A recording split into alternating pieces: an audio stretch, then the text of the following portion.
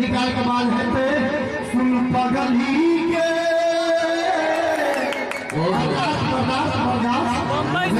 पहले खाती चीज चर्चा हवा चाहिए कि रंग घोरू में कन्हैया जी खेलो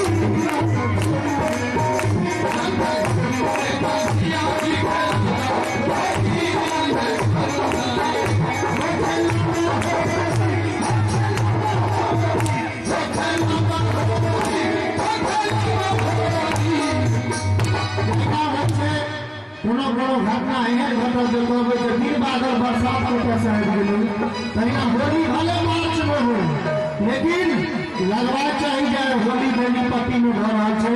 एक बेर चारू तरफ से ताली बजा के सब गोटे रंग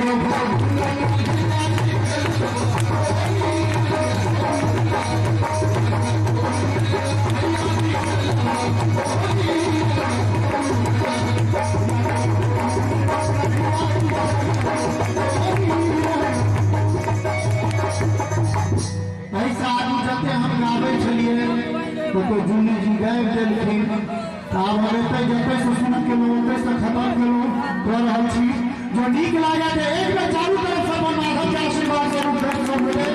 बहुत रास कलाकार छै दोसर रंग में आब तो हम संतोषा जी से अहाँ सबको सुनाएब। एक बेर कनी दूर हाथ उठा दियौ तो आज साहब अहाँ के कोनो दिन कह कनी अहूँ सब उठा दियौ। बाजा वाला भैया बाजा छोड़ दियो दोनों हाथ उठा दियो पता नहीं सब गीत संगीत पर लोग के ध्यान देते तो लोग ताली हो जाते तो हम सब की है कि तोहारे